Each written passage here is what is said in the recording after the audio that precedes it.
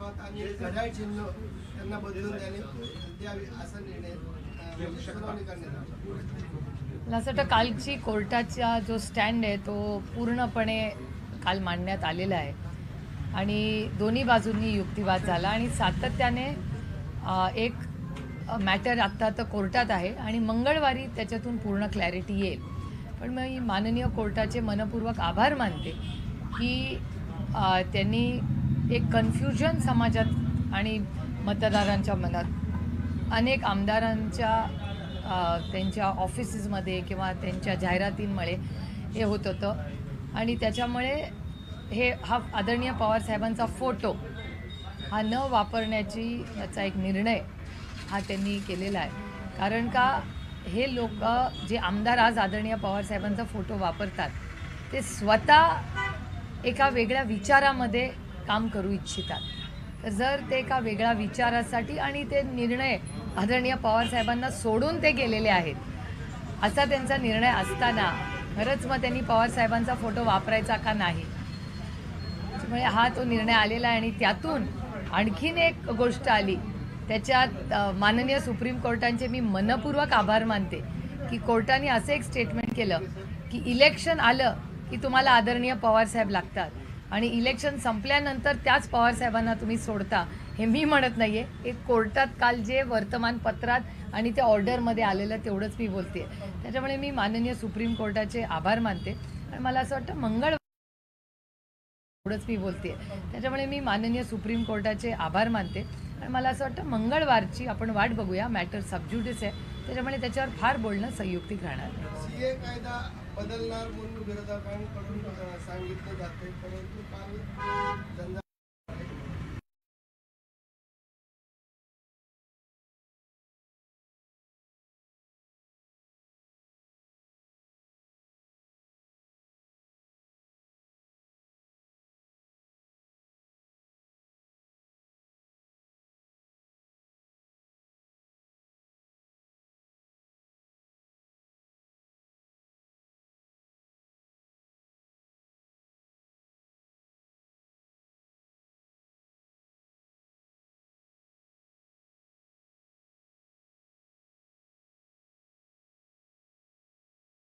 एवढंच मी बोलते। त्याच्यामुळे मी माननीय सुप्रीम कोर्टाचे आभार मानते आणि मला असं वाटतं मंगळवारची आपण वाट बघूया। मॅटर सबज्युडिस आहे त्याच्यामुळे त्याच्यावर फार बोलणं संयुक्तिक राहणार नाही। सीए कायदा बदलणार म्हणून विरोधकांकडून सांगितलं जाते, परंतु काल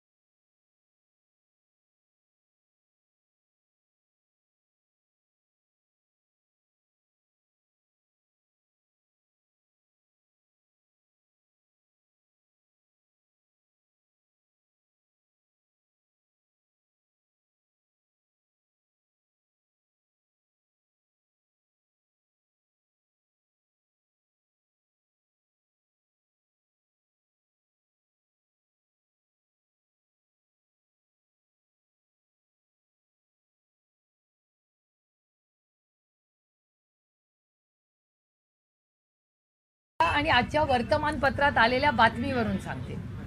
त्याच्यामुळे जी गॅम्बलिंग करते कंपनी अशा कंपनीनी इलेक्टोरल बॉन्ड्स घेतले, जी मेगा इन्फ्रास्ट्रक्चर प्रोजेक्ट्स ज्या कंपन्या करतात ज्यांच्यावर ईडी सीबीआयच्या रेड झालेल्या आहेत, ईडी सीबीआयची रेड झाली त्याच्यानंतर इलेक्टोरल बॉन्ड्स घेतले, ह्याचा एक व्हाईट पेपर यायला नको।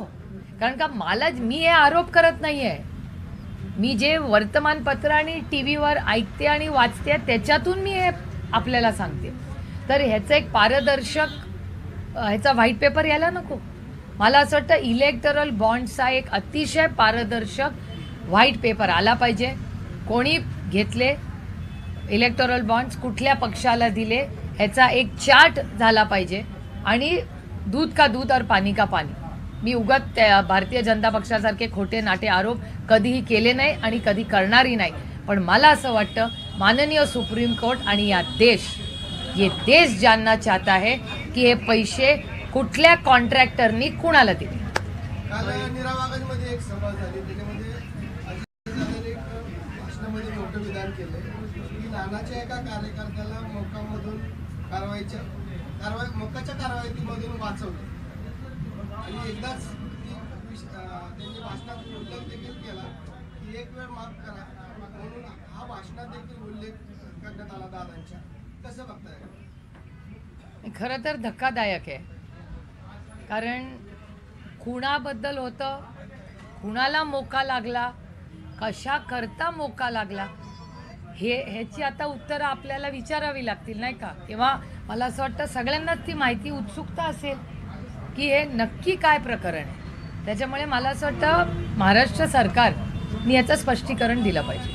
लोकसभेमध्ये जाऊन मोदी शहांवर टीका करण्यापेक्षा आपण मतदारसंघात किती निधी आणला याबाबत काल अजितदादांनी आपल्यावर टीकास्त्र केले. एकतर मी वैयक्तिक माझा सगळा पार्लमेंटचा रेकॉर्ड काढून बघा, मी वैयक्तिक मोदी आणि शाह किंवा भारतीय जनता पक्षाच्या कुठल्याही मंत्र्यावर कधीही वैयक्तिक टीका करत नाही. माझ्यावर कैलासवासी यशवंतराव चव्हाणांचे संस्कार आहेत, त्याच्यामुळे मी वैयक्तिक टीका कुणावर एकतर केलेलीच नाही. आणि पार्लमेंटमधलाच माझे एक पुस्तिका आहे का इथे एखादी कॉपी? हां, अरे कार्य अहवाल असेल ना आपला, माझा एक कार्य अहवाल आहे, तो ऑनलाईन आहे, ऑफलाईन आहे, सगळीकडे आहे. मी केलेल्या कामाचा एक कार्य अहवाल आहे, दाखवा. कार्य अहवाल पुस्तक आहे एवढं जाड, माझ्या गाडीत असेल, माझ्या गाडीतून आणा. आणि माझा कार्य अहवाल हा तुमच्या मोबाईलवर पण, मी माझ्या वेबसाईटवर जर गेला तर माझ्या वेबसाईटमध्ये माझा कार्य अहवाल आहे, तोही करता येईल. किंवा माझ्या गाडीतही असेल कार्य अहवाल, तो मागवून घ्या. त्यामुळे कार्य अहवाल आहे. आणि मला असं वाटतं की महाराष्ट्रातले बहुसंख्य खासदार, ही महाराष्ट्राची संस्कृती आहे, आम्ही कधीच वैयक्तिक टीका, आमची लढाई भारतीय जनता पक्षाची वैयक्तिक नाहीच आहे, हे मी अनेक वेळा म्हणले. आणि माझी भाषणं ऑन रेकॉर्ड असतात, मी तर रोजच प्रेसशी बोलते. आणि माझी धोरणात्मक विरोध आहे का? होतं जरूर आहे. मी का भारतीय जनता पक्षावर टीका करते? कांद्याची निर्यात बंद कोणी केली? तर ती भारतीय जनता पक्षाने केली. हो, माझी लढाई त्यांच्याबरोबर आहे. निर्यात बंदी आजपर्यंत कांद्याची कोणी केली होती का? तर ती केली. दुधाला भाव, दुधाला भाव, त्याच्यासाठी हा माझा कार्य अहवाल आहे. तो ऑनलाईन आहे, कुणालाही हवा असेल तर माझ्या वेबसाईटवरही मिळेल आणि पुस्तकंही आहेत. It's very easily accessible. आणि त्याचा अनालिसिस करून तुम्ही बघू शकता काय कामं झाली. त्यानंतर दुधाला भाव, कांद्याला भाव, सोयाबीनला भाव, ही धोरणं शेतकरी विरोधी नाही आहेत. आणि data speaks for it self. शिक्षणासाठी, इन्फ्रास्ट्रक्चरसाठी या सरकारने काय केलं, आरोग्य सेवेसाठी काय केलं, किती जागा रिक्त आहेत. आता इथे एवढी मुलं उभी आहेत, सगळी पोलीस भरतीवाली आहेत. आता पोलीस भरतीच्या मुलांना जर नोकऱ्या मिळणार नसतील तर त्यांच्यासाठी कोणी लढायला नको. त्याचबरोबर आशा आणि अंगणवाडी आमच्या भगिनी आंदोलन पार गल्लीपासून मुंबईपर्यंत त्यांनी केलं, त्यांना न्याय मिळून द्यायला नको. त्यामुळे पार्लमेंटमध्ये भाषणं करण्यासाठीच तर पार्लमेंट आहे ना. आणि मला आश्चर्य वाटते की ज्या व्यक्तींनी 30 वर्ष लोकशाहीमध्ये काम केलं, तर हे खरंच चिंताजनक आणि आश्चर्यजनक आहे. फोन टॅपिंग बद्दल आपण अनेक वेळा मुद्दा उचलला होता, परंतु आता फोन टॅपिंगचा क्लोजर रिपोर्ट बनवण्यात आलेला आहे आणि ती बंद करण्याचा निर्णय. मला काय आश्चर्य वाटत नाही, कारण का भारतीय जनता पक्षाच्या तुम्ही जवळ गेला तर केसेसही वॉशिंग मशीनमधून निघतात, त्याच्यामुळे कुछ भी हो सकता है. हे दुर्दैव आहे. बाबासाहेब आंबेडकर वसतीचं उद्घाटन झालं, त्याचा अचानक कार्यक्रम ठरवून उद्घाटन करण्यात आलं. त्यामध्ये आपलं नावही नव्हतं आणि तो कार्यक्रम अचानक घेतला असं सांगितलं जातं. या म्हणजे मलाही व्हॉट्सॲपवरच एक फोटो आणि टेलिव्हिजनवर मी ती बातमी रात्री उशिरा मी काल आले इंदापूरचा दौरा करून, तेव्हा मी टी व्हीवर पाहिली. मला कुठलीच याबद्दलची माहिती नाही, मला आमंत्रण किंवा माहिती काहीच नव्हतं. केंद्र सरकारने आता पेट्रोलमध्ये 2 रुपये टॅक्स कमी केलेला आहे, परंतु आता तसं राजस्थानमध्ये राज्य शासनाने अजून 2-3 रुपये कमी करण्यात आले, पण आता आपल्या माहितीकडून त्या राज्य स्टेट टॅक्स त्या ठिकाणी कमी करण्यात आले नाही. ज्यावेळेस महाविकास आघाडीचं सरकार होतं विरोधकांकडनं आवाज उठवला जात होता की टॅक्स कमी करा, परंतु आता महायुतीचं सरकार पण राज्य शासन याकडे टॅक्स कमी करण्याचा निर्णय. मला हे खूप गमतीशीर वाटतं की इलेक्शनच्या 15 दिवस आधी गॅस सिलेंडरचा 100 रुपये कमी होतो, पेट्रोल डिझेल. आणि मला एक गंमत वाटते, केंद्र सरकारमध्ये पार्लमेंटमध्ये मी फुल टायमर आहे आणि मी प्रत्येक भाषण फार मन लावून आणि कान देऊन ऐकते. जेव्हा दर वाढ होते तेव्हा काय सांगितलं जातं, कंपन्यांनी दरवाढ केली आहे, सरकारने नाही केली. मग जेव्हा दरवाढ कमी होते त्याचं क्रेडिट सरकार घेतं आणि वाढवते तेव्हा कंपनीवर खापर फोडता. हा कुठला न्याय? मग वाढलं तरी कंपनी आणि कमी झालं तरी कंपनी, दोन्ही असं त्यांच्या सोयीप्रमाणे होत नाही ना. आणि आता लोकसभेचं इलेक्शन आलंय, कुछ भी हो सकता है, गाजराचा पाऊस पण पडेल. ईडी पोलिसांनी आपले झारखंड पोलिसांनी ईडी अधिकाऱ्यांना नोटीस बजावली. तसेच झारखंडचे माजी मुख्यमंत्री हेमंत सोरेन यांनी दाखल केलेल्या अॅट्रॉसिटी गुन्ह्याची चौकशी देखील संदर्भात देखील. मला असं वाटतं अनेक राज्यांमध्ये अशी परिस्थिती आहे. तामिळनाडूमध्ये आहे, वेस्ट बेंगॉलमध्ये आहे, झारखंडमध्ये, की ज्या पद्धतीने केंद्र सरकार, हे दुर्दैव आहे, ईडी, CBI आणि इन्कम टॅक्स हे अतिशय म्हणजे इंडिपेंडंट बॉडीज होत्या, त्याच्यात कधीही सरकारचा हस्तक्षेप झालेला नाही. अतिशय चांगल्या पद्धतीने या तिन्ही संस्था, स्वायत्त संस्था या होत्या. आणि खरं तर या राज्यात ईडी कोण आहे हे 5 वर्षापूर्वी कोणाला माहिती नव्हतं. एक पोल घ्या तुम्ही. पण दुर्दैवाने अदृश्य शक्ती सातत्याने ईडी, CBIने इन्कम टॅक्सचा वापर करून पक्षफोड, घरफोड, लोकांना भीती दाखव, हे दुर्दैव आहे. ह्या नवीन भारतात जो ते करू पाहतात त्याच्यात अदृश्य शक्तीचा एवढा मोठा रोल आहे की आज दडपशाही वाढत चालली आहे आणि लोकशाहीचा गळा दाबण्याचं पाप हे सातत्यानं अदृश्य शक्ती करते. निवडणूक आयोगाची नियुक्ती करण्यात आली. एक मिनिट, त्यांना खूप वेळ एक वाचायचं, त्यांना एक तर विचारू द्या, बाकीच्यांना पण संधी द्या ना. ताई, तुम्ही सातत्यानं पार्लमेंटमध्ये मुद्दे मांडत असता, पण अजितदादांनी काल एक टीका केली, जर तुम्ही सातत्यानं विरोधात बोलत राहिला तर निधी कसा येणार, मतदारसंघातली कामं कशी होणार. आणि त्यालाच जोडून दुसरा प्रश्न, दादा सातत्यानं सांगत आहे की माझ्या विचाराचा खासदार पाठवा आणि माझी जी काही कामं आहेत प्रलंबित ती करून घ्यायची आहेत, किंवा माझ्या एक स्वप्नातली बारामती आहे असं करून घ्यायचं. मग तुम्ही निधी आणत नाहीत का? या निमित्तानं हा प्रश्न उपस्थित. नाही, एक तर गेले 15 वर्ष मी एक त्याच विचाराचा खासदार होता ना. गेले 3 टर्म दादांच्याच विचाराचा खासदार होता ना. मग आता कुठला बदल होणार आहे? हा पहिला मुद्दा. म्हणजे हा, मग तसं म्हणा, ती क्लॅरिफिकेशन मी नाही देऊ शकत, तुम्हाला विचारायला लागेल तो प्रश्न, मी कसा विचारणार. हा पहिला मुद्दा. दुसरा मुद्दा तुम्ही म्हणला की दुसरा काय, तुम्ही म्हणला टीका करून. तुम्हाला आश्चर्य वाटेल की तुम्ही पार्लमेंटरी डेटा काढून बघा. ज्या डिबेट्समध्ये मी जेव्हा भाग घेतलेला आहे तेव्हा मंत्र्यांनी माझं नाव घेऊन माझं कौतुक केलं. प्रत्येक मंत्री, म्हणजे निर्मला सीतारामनजी फायनान्स मिनिस्टर नेहमीच माझ्याबद्दल ऑन रेकॉर्ड चांगलं बोलतात. तुम्ही मंत्री घ्या, गडकरी साहेब असतील, अश्विनी वैष्णव असतील, भूपेंदर यादव असतील, या सगळ्यांची, आणि मी ऑन रेकॉर्ड प्रत्येक मंत्र्याचे आभारच मानलेत ना. कारण का त्यांनी माझ्या मतदारसंघात मला गजेंद्र सिंगजींनी सगळ्यात मोठी जी योजना हर घर जल, याच्यातला सगळ्यात जास्त निधी गजेंद्र सिंगनींना मी ऑफिशियली आभार मानलेत पार्लमेंटमध्ये. Railway minister, railway, airport, transport, infrastructure, शेती खातं सोडून सगळ्या मंत्र्यांनी महाराष्ट्राला मदत केली आहे. आणि जरी मी विरोधातली विचाराचे खासदार असले तरी ह्या सगळ्या मंत्र्यांनी ऑन रेकॉर्ड, म्हणजे हा डेटा स्पीक्स फॉर इटसेल्फ, पार्लमेंटची सगळी मी भाग ज्याच्यात घेतलेला आहे, डिपार्टमेंट वाईज काढून बघा ना तुम्ही. Let data speak for itself. त्याच्या मी केलेली भाषणं, त्याला मंत्र्यांनी दिलेलं उत्तरं, माझे मतदारसंघातले प्रश्न मांडलेले त्याचा डेटा, आणि मी डिपार्टमेंट वाईज केलेलं प्रत्येक मतदारसंघात माझ्या झालेली मदत. Let data speak for itself. आणि साधारणपणे म्हणजे आता गडकरी साहेबांचंच उदाहरण बघा.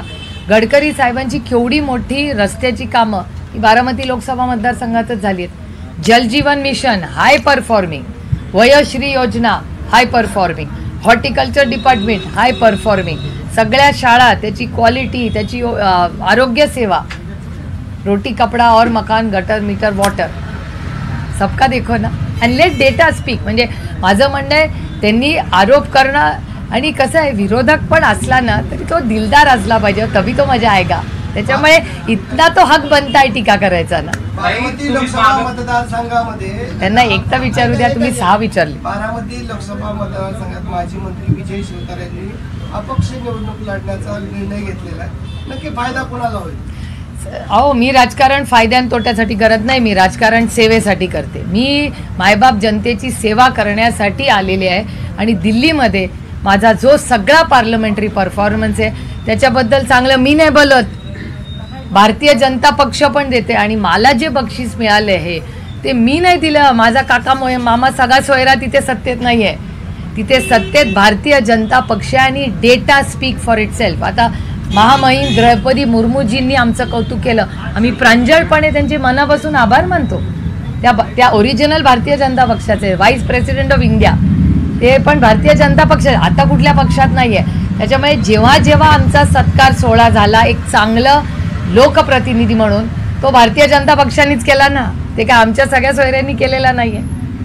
विजय शिवतारे अपक्ष लढणार आहेत आता सध्या तर त्यांनी निर्णय घेतला. अरे लोकशाही आहे ना, काय आता तुम्ही पण लढू शकता लोकसभा, का नाही लढायची? तुम्ही नाही लढू शकता, आपण एकाच पक्षात आहोत. पण प्रत्येकाला अधिकार आहे हो, ही दडपशाही नाही आहे. काय हरकत आहे? मी तर उलट स्वागत करते, जेवढे जास्त लढतील तेवढा आनंद होतो, त्या स्वागत केलं पाहिजे आपण. ताई तुम्ही पर्स बद्दल एक वक्तव्य केलं होतं की माझा जरी नवरा आला तरी पर्स मध्ये माझा नवरा येत नाही, कॅन्टीन मध्ये बसावं लागेल कुणाचा जरी नवरा आला तरी. त्यावरून अजित पवारांनी तुमच्यावरती टीका केली, असं कधी कोण कुणाचा पर्स घेऊन बसत नाही. काय एक तर मी त्यांच्यावर टीका केलेलीच नाहीये, मी आमच्या अंतर्गत खासदारांचं स्टेटमेंट केलंय. अनेक खासदार जेव्हा आम्ही एकत्र दिल्लीत बसतो अनेक चर्चा होतात, त्याच्यातून मी एक भाषण 1 महिन्यापूर्वी केलं होतं. त्याचा ह्याच्याशी काय संबंध मला नाही माहिती. पुण्यामध्ये आपण ते भाषण केलं होतं की पार्लमेंटमध्ये जाताना नोटपॅड घेऊन जायला लागतं, पर्स घेऊन जायची गरज नाही, पर्स जरी आणली तरी ती नवऱ्याबरोबर घेऊन कॅन्टीनमध्ये ठेवावं लागतं असं नाही म्हणलेली मी. अनेक आमदारांच्या अनेक खासदारांमध्ये चर्चा अशी असते की एखादा जर नवरा आला तर त्याला आमच्या लॉबीमध्ये अलाउड नसतं. स्पाऊस, नवरा किंवा बायको दोघांनाही, spouse is the word, spouse म्हणजे नवरा किंवा बायकोला लॉबीमध्ये पण अलाउड नसतं. त्यांना सगळ्यांना कॅन्टीनमध्ये फॅमिली मला थांबावं लागतं.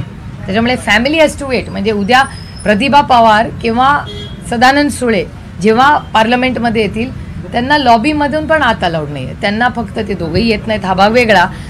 तर पण ते कॅन्टीनमध्ये जर आले तर स्पाउसीजला म्हणजे नवरा बायको मुलं कोणी आलं ना, फॅमिलीज बेसिकली, तर त्यांना कॅन्टीनमध्ये बसावं लागतं.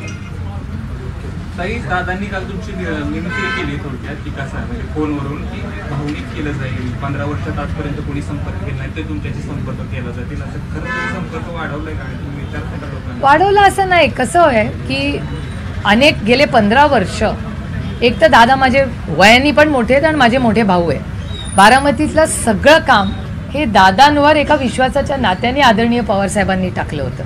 त्याच्यामुळे जेव्हा जेव्हा कुठलाही प्रश्न यायला प्रोटोकॉल, आदराचा, प्रेमाचा आणि एका संघटनेत काम करायचा. दादा माझ्या वयाने पण मोठे आहेत, कर्तृत्वानेही मोठे आहेत. त्याच्यामुळे एका मोठा भाऊ, एक पक्षाचा मोठा नेता म्हणून त्याचा प्रोटोकॉल पाळण्याचे संस्कार जे माझ्यावर झालेले आहेत, त्याच्यामुळे तो प्रोटोकॉल मी पाळायचे. कोणीही माझ्याकडे आलं तर मी म्हणायचं आपण दादांचं मार्गदर्शन घेऊ आणि पुढे जाऊ. आणि दादाच्या कामामध्ये आपली ढवळाढवळ नको म्हणून मी एक पाऊल मागे ठेवून दादाचा मान सन्मान करायची. मोठ्या भावाचा किंवा आपल्या मोठ्या नेत्याचा मान सन्मान करण्यात कसला कमीपणा. उलट मला आनंद आहे की कुठल्याही मोठ्या आपल्यापेक्षा वयानी, आणि अनेक वेळा असंही होतं अनेक मंत्री आहेत जे माझ्यापेक्षा वयानी लहान आहेत केंद्र सरकारमध्ये, पण आम्ही त्यांचा मान सन्मान करतो. कारण का ते आमचं नातं नुसतं नाही आहे, त्या पदाला पण काही गरिमा आहे की नाही. म्हणजे आता अनुराग ठाकूर आणि माझे वैयक्तिक संबंध अगदी बहीण भावांसारखे, आणि आम्ही एकत्र खासदार झालो, कौटुंबिक संबंध आहेत आमच्या घरातले. आता अनुराग माझ्यापेक्षा वयाने लहान असला म्हणून मी हाक नाही त्यांना एकेरी मारणार, कारण का आज ते केंद्रात मंत्री आहेत. त्या पदाचा मान सन्मान हा मला केलाच पाहिजे. हेच तर संस्कार माझ्या आईनी आणि कैलासवासी यशवंतराव चव्हाणांनी माझ्यावर केले. त्याच्यामुळे अनुराग जी आणि जेव्हा मंत्री महोदय हे आम्ही जेव्हा पार्लमेंटमध्ये ह्याला पार्लमेंटरी एटिकेट्स आणि प्रोटोकॉल्स म्हणतात. निवडणूक आयुक्तांची नियुक्ती झाली त्याच्यावरून टीका देखील मोठ्या प्रमाणात होती. जे 6 लोकांची नावं होती यावर काँग्रेसने देखील टीका केली. कशाच्या आधारावर नियुक्ती केली, आपली भूमिका काय? नाही, आमची इच्छा होती की हे सगळं पारदर्शक, ह्या इन्स्टिट्यूशन्स येतो, आज ते सत्तेत आहेत, उद्या आम्ही येऊ. कोणी सत्ता ही काय परमनंट राहत नाही आणि इट्स अ कंटिन्युटी.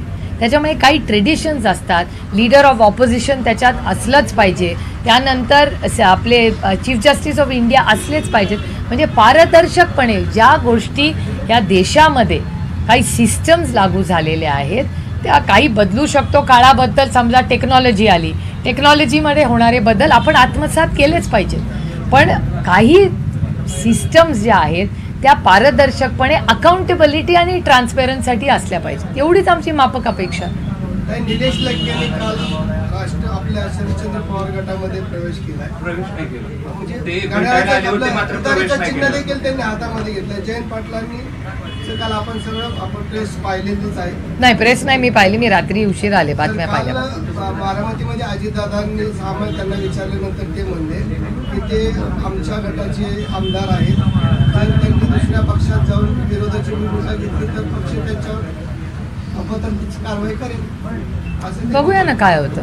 पण हे करणार आहेत का प्रवेश? तुमच्याशी काहीतरी बोलणं झालं असेल. माझं इथं नव्हता, काल मतदारसंघात होता. मी काल इंदापूरमध्ये होते रात्री 12 वाजेपर्यंत. तुम्हाला की नेमकं ते मी खरं सांगू, काय करणार आहेत? आणि वसंत मोरेच्या बाबतीत देखील हा प्रश्न विचारला. नाही. वसंत मोरे देखील प्रवेश करणार आहेत? नाही, वसंत मोरे हे पुण्याचे मोठे नेते आहेत. ते जर महाविकास आघाडीत आले तर अर्थातच त्यांचं महाविकास आघाडीमध्ये स्वागतच होतं. आणि मी परवाही भोरला हे बोलले की आम्ही आता तुम्ही किती आम्ही इथे ह्याच्यात नाही, आम्ही 48 जागा पूर्ण ताकदीने महाविकास आघाडी आणि इंडिया गठबंधन हे महाराष्ट्रात लढणारे आणि त्या कामाला आम्ही लागलेलो आहोत. आणि आमचे सगळे वरिष्ठ नेते म्हणजे जे आजही महाविकास आघाडीची मुंबईला मीटिंग आहे हे मी तुमच्याच चॅनलवर सकाळी 7 वाजता पाहिलं. त्याच्यामुळे आम्ही जे अमोलदादा असेल, मी असेल, आम्ही जे कॅन्डिडेट जिथे जिथे महाराष्ट्रात 48 जागावर आम्ही लढणार आहोत तिथे आम्ही सगळे आमच्या जबाबदाऱ्या आणि कामांमध्ये व्यस्त आहोत. बाकीचं जे काही मोठं म्हणजे सभा कधी होणार, काय होणार, हे सगळ्याचं काम आणि निर्णय प्रक्रिया ही आमचे सगळे सिनियर नेते घेत आहेत. जसं निवडणूक जवळ येईल तसं तुमच्या विचाराचे जे लोक तिकडे गेलेले आहेत विचारते ते पुन्हा परत तुमच्याकडे येऊ शकतात असं वाटते का? त्यातले काही येतील असं वाटते? समय बहुत की जे येतील त्यांना काय सांगाल? कारण अजितदादा काल असं देखील म्हणाले की आधी म्हणत होते आम्ही आता घेणार नाही, परंतु 6 महिने उलटून गेले तरी आता लोक यायला लागले ते घेत आहेत. समय बहुत, सबसे बलवान कौन है तो समय है. त्याच्यामुळे मला असं वाटतं आपण वेळ बघूया, घाई करायची गरज नाही आहे. त्यामुळे टप्प्याटप्प्याने पुढे काय कसं होतं आहे हे बघूया. कारण ही लोकसभा आहे आणि मला असं वाटतं की ह्याच्यात फक्त गॉसिप न करता ही देशाची सगळ्यात मोठी आणि महत्त्वाची इलेक्शन आहे. कारण का काश्मीर टू कन्याकुमारी, प्रत्येक ग्रामपंचायतीचं पण इलेक्शन महत्त्वाचंच असतं, पण काश्मीर टू कन्याकुमारी या देशाचे निर्णय घेण्यासाठी पार्लमेंटचं इलेक्शन असतं. पॉलिसी लेवल 70,000 करोड रुपयाची सरसकट कर्जमाफी कुठे झाली तर ती पार्लमेंटच्या बिल्डिंगमध्ये, त्या बिल्डिंगमधून तो पॉलिसीचा निर्णय झाला. ह्या राज्यामध्ये सगळ्यात मोठे रस्ते जे गडकरी साहेबांनी त्यांच्या माध्यमातून केले, हे सगळे आपण बघता जी डेव्हलपमेंट, ह्याचे निर्णय कुठे होतात तर ते त्या सगळ्यात मोठ्या मंदिरात, संसद भवनमध्ये होतात. त्याच्यामुळे ह्या देशाची पॉलिसी मेकिंग, जल जीवन मिशन हा कार्यक्रम कुठून सुरू झाला तर तो संसद भवनच्या चर्चेतून झालेला आहे. त्याच्यामुळे ही मोठं इलेक्शन आहे ज्याच्यात देशावर इम्पॅक्ट करणाऱ्या जे निर्णय असतात त्याची चर्चा ही त्या वास्तूमध्ये, त्या लोकशाहीच्या मंदिरात होते. त्याच्यामुळे इलेक्शन अतिशय महत्त्वाचं आहे. त्याच्यामुळे मला असं वाटतं आज मला विचाराल तर 2च गोष्टी महत्त्वाच्या. इलेक्शन प्रक्रिया ती पारदर्शकपणे व्हावी, इलेक्टरल बॉन्ड्समध्ये भ्रष्टाचार झाला का नाही याचं पारदर्शकपणे सत्य या भारताच्या समोर आलं पाहिजे की नक्की इलेक्टोरल बॉन्ड्सचं काय झालं, कुणाचे पैसे आहेत, कुणाला दिलेत, कोणी दिलेत. आणि हे माननीय सुप्रीम कोर्टाने विचारले की क्विट प्रो को हा शब्द माझा नाही, माननीय सुप्रीम कोर्टाचा आहे. क्विट प्रो को म्हणजे काय? मी तुम्हाला एक कॉन्ट्रॅक्ट दिलं तर त्याचा निधी तुम्ही मला दिला, असा त्याचा अर्थ मोठा मोठा होतो. त्याच्यामुळे क्विट प्रोको झालं का नाही हा म्हणजे मला विचाराल तर हा सगळ्यात मोठा मुद्दा आहे. कारण का हा खूप मोठा, जर खरं असेल तर हा खूप मोठा भ्रष्टाचार आहे. Point number 1. पॉईंट नंबर 2, आज पेटीएम कोलॅप्स झालेलं आहे. पेटीएम डिजिटल इंडियामध्ये निधी आणि डिजिटलायझेशन ऑफ करन्सी करायला पेटीएम हॅज कोलॅप्स्ड. हा खूप मोठा आव्हान आपल्या सगळ्यांच्या समोर आहे.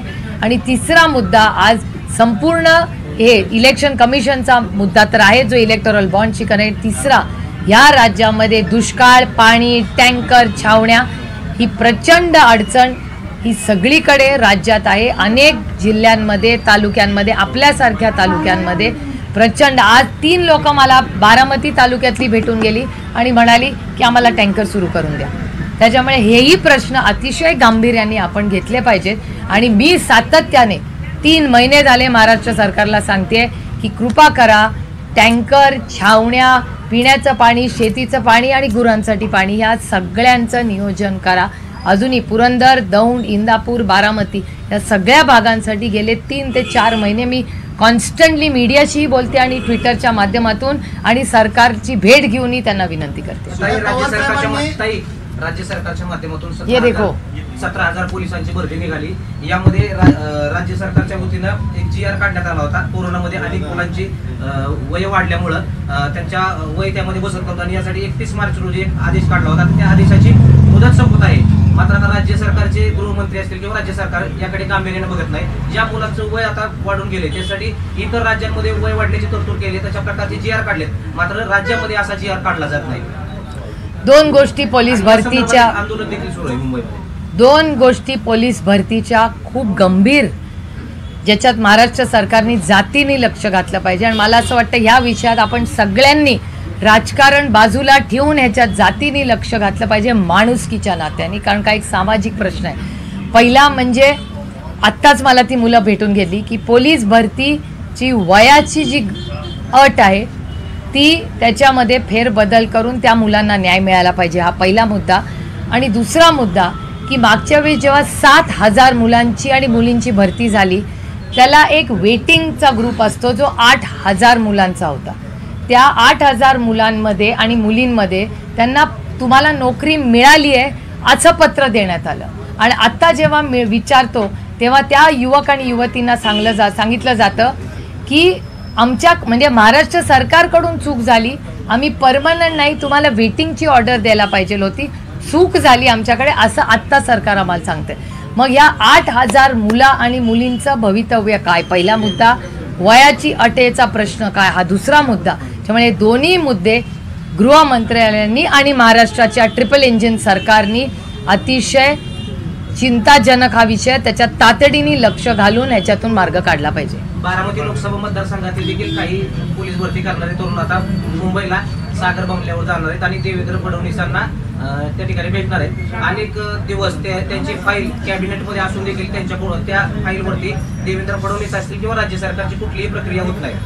कारण काय असंवेदनशील सरकार आहे. शेतकरी असो, युवा, एवढा मोठा नमो रोजगार मेळावा केला ना, करोडो रुपयाचा चुरारा झाला. किती लोकांना नोकऱ्या मिळाल्या, किती मुलांना? कोणी डेटा घेतलाय त्या नमो रोजगारचा? मी स्वतः मागणी केली आहे की मला सांगा तरी, एवढा मोठा कार्यक्रम केला, पदरात काय पडलं आपल्या? काल नेत्यांनी सांगितलं की 10,000 लोकांना रोजगार मिळाला. किती होता?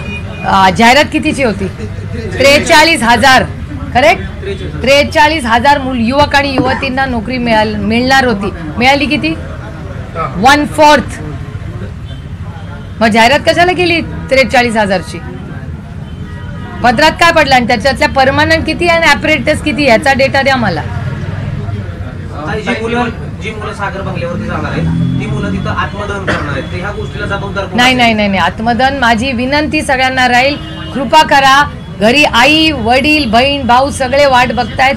प्लीज आत्मदहन करू नका. माझी सगळ्यांना विनम्र हात जोडून विनंती आहे, आत्मदहन करू नका. आपण लढू आणि तुम्हाला न्याय मिळवून देऊ. निवडणुकीच्या तोंडावर सुशांत राजपुरांचा जो मृत्यू झाला त्याच्या संदर्भात न्यायाची मागणी केलेली आहे त्यांच्या बहिणीने पंतप्रधानांकडे.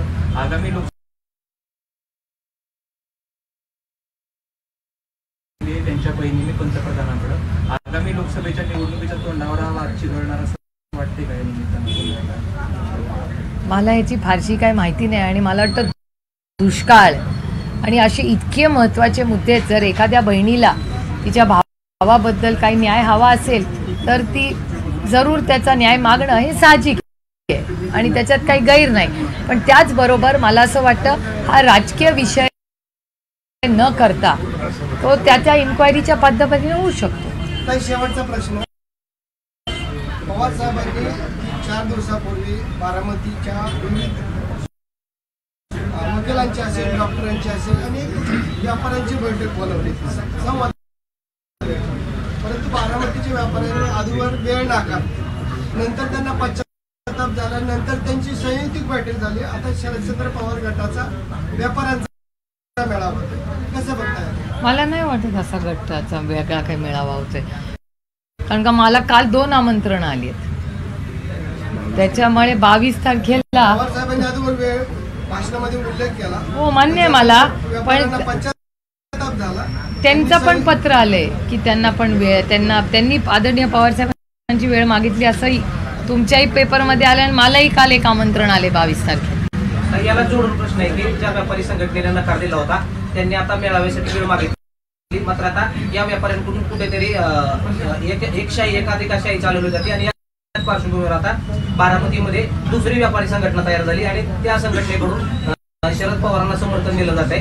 कुठेतरी शरद पवारांसारख्या ज्येष्ठ नेत्यांचा असा अपमान करणं योग्य नाही, म्हणून आता येत्या कालावधीत स्वाभिमानी संघटना ही शरद पवारांच्या उपस्थितीमध्ये मेळावा घेणार असले त्यांच्याकडून सांगण्यात. हे खूप दुर्दैव आहे की राजकारण फार इथपर्यंत, म्हणजे आता ह्याला कोण जबाबदार आहे मला माहिती नाही. केव्हा मला आई आश्चर्य वाटलं की ही काही राजकीय मीटिंग नव्हती आणि दरवर्षी आदरणीय पवार साहेबांना आग्रह करून व्यापाऱ्यांचा मेळावा दिवाळीत होतोच.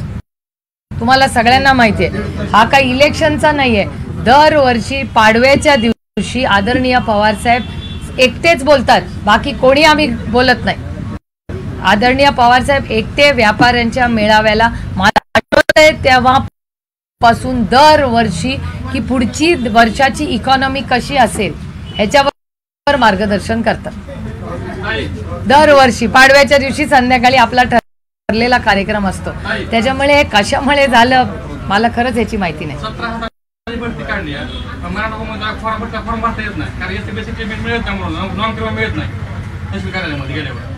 आता तुम्ही फॉर्म नाही भरू शकत, तहसीलदार फॉर्म देत नाही. मी आता मुख्यमंत्र्यांना ट्विट करून रिक्वेस्ट करते लगेच द्या.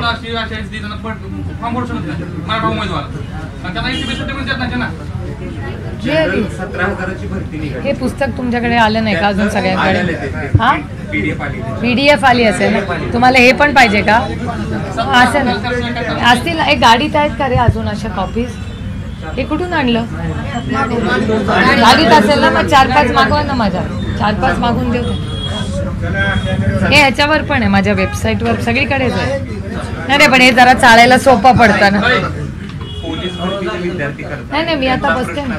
17,000ची भरती निघाली. मराठा समाजाला 10% आरक्षण होय आणि SC-BCचं आरक्षण होतं ते गेलेलं आहे. तर त्यांना फॉर्म भरायला अडचण येते आणि यांचं म्हणणं असं की तहसीलदार फॉर्म देतो. म्हणजे 17,000 मध्ये तुम्हाला फॉर्मच भरता येत नाही? नॉन क्रिमिनल मिळतच नाही मला फॉर्म भरता मराठा नॉन क्रिमिनल मिळतं, SC-BC सर्टिफिकेट मिळत नाही. आदेश आला वरून आदेश आला नाही का? 10% पण नाही आलेला. नाही आदेश मला. असं कसं होईल? असे खूप मुलं आहेत महाराष्ट्रात आरक्षण वेगळं दिलंय. वेगळं आरक्षण. आरक्षण जो SC-BC हो. त्याच्यामधून त्यांना फॉर्म भरायचा पण ते भरता येतच पण नाही. असं कसं होईल? भरत आता निर्णय तर झाला ना असेंब्लीमध्ये. असं कसं होईल? द्यायलाच पाहिजे तुम्हाला फॉर्म भरायला. अहो असेंब्लीमध्ये पास केलंय बिल त्यांनी. नाही मिळत फॉर्म ते नॉन क्रिमिनल मिळत नाही ना. तुम्ही तहसीलदारांकडे गेला का? हो खूप मुलं गेले. आता आहेत का कोणी मुलं? आपण तहसीलदारांना हा बंद करा ना. थँक्यू. तहसीलदारांना एक फोन तर करूया, माहिती तर काढूया. चला ऐको बाई, 11:15 इथेच वाजले.